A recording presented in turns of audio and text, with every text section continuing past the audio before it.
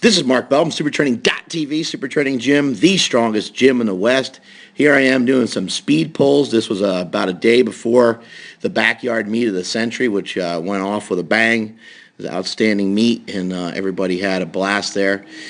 The goal for today was just to hit up some speed pulls. I ended up doing about 9 sets of singles and just trying to work on the form and trying to work on being explosive off the floor. And things went pretty well on this day. We've got about 500 pounds of bar weight there and probably a little bit over 200 pounds of band tension. Those bands are from RogueFitness.com. Those are black bands, which are the equivalent to kind of the old school green bands we used to get from Jump Stretch. I finally got a suit that fits me, and that was a big part of it. I'm not a raw lifter. I am somebody who relies on my gear, and I also kind of have a bum hip. So with a crappy hip, I need to have something that fits me just right. So you kind of see I'm trying to wiggle my way into position. For me, I got to have my hips down a little bit. I have to be able to pull my chest through, and you'll see here that in the bottom position before I pull, it's kind of crucial for me. Everyone's a little different. Kind of crucial for me that you see my belt line. First of all, check out the turkey breasts right here. I'm sure some of you have probably already identified those, and I apologize for those, but I can't help it. So here we go. I'm wiggling my way, shaking my tail feather, shaking what my mama gave me, wiggling my way, and you kind of see how I elongated my arms there. Back that up a little bit. This is something I do with my head positioning. Been working on a lot. Trying to kind of flex my lats and flex my pecs and then drive my face back behind the bar without lifting my chin, without lifting my double chins up that way. I'm not really good at drawing a line, but yeah, without driving my chin up that way, it's more like I'm driving my chin almost kind of towards my chest, and it's as if I'm picturing somebody basically pulling me up by my ears, so that my head is very neutral. And let's see if it kind of stays that way as I pull into it. And it basically does. That was probably the best pull of the day, most explosive one.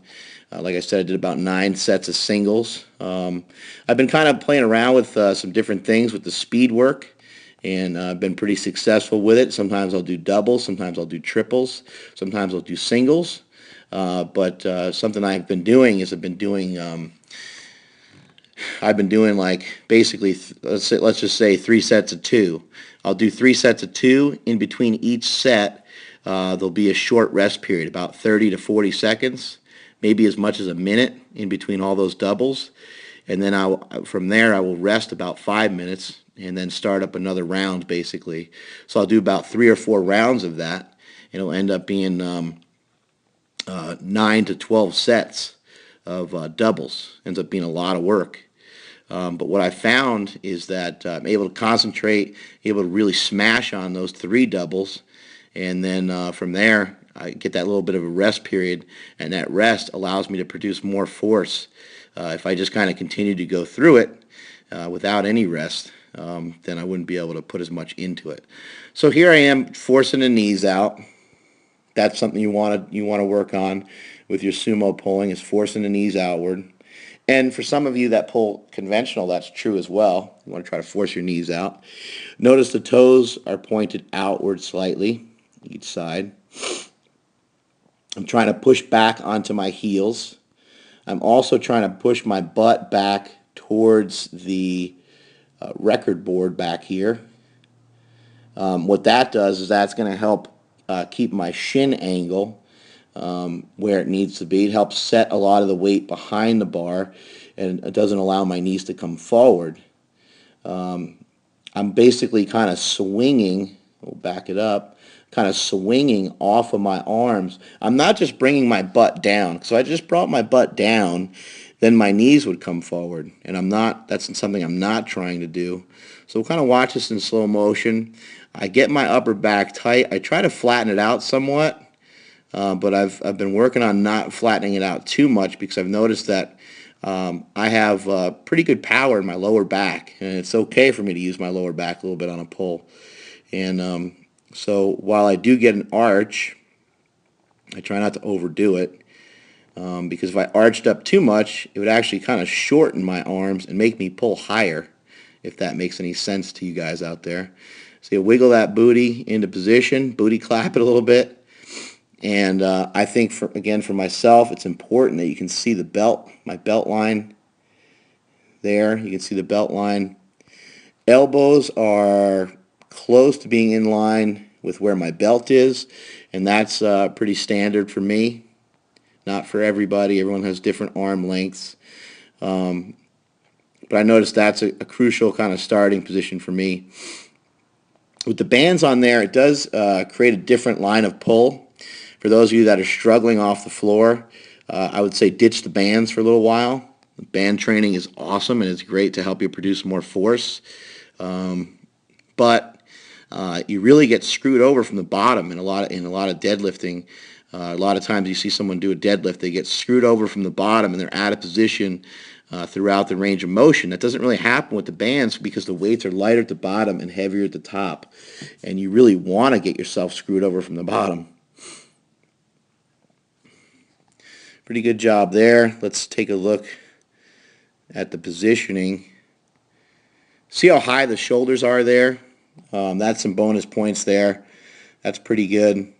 My butt is kicking up a little bit, so that's something I'm going to have to work on. I'm going to have to get myself a little tighter.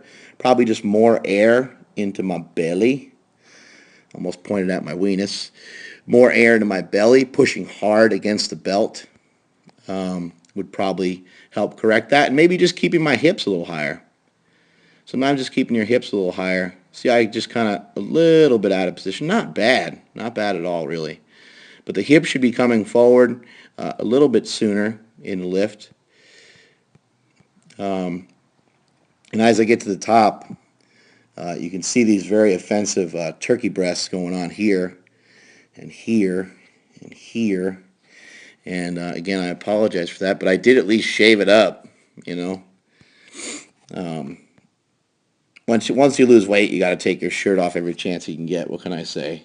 You know, there's not much I can do about that.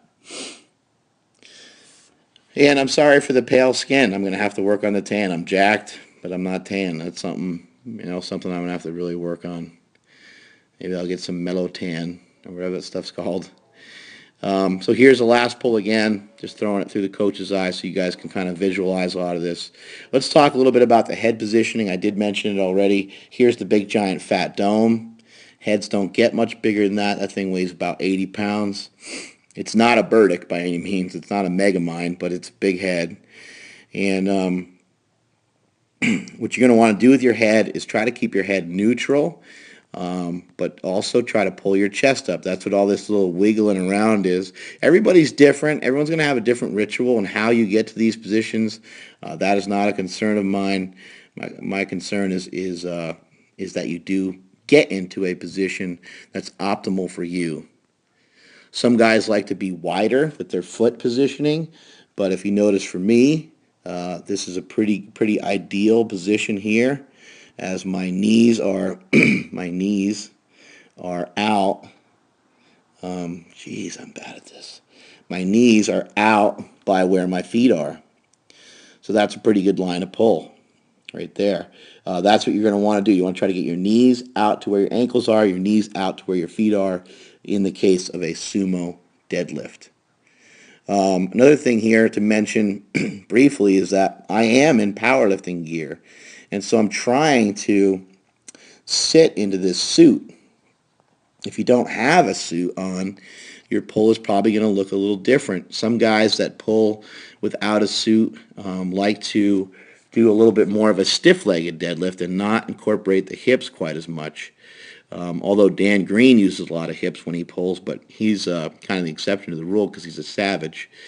But see, as I'm wiggling my way in a position, I'm raising my head higher and higher and higher.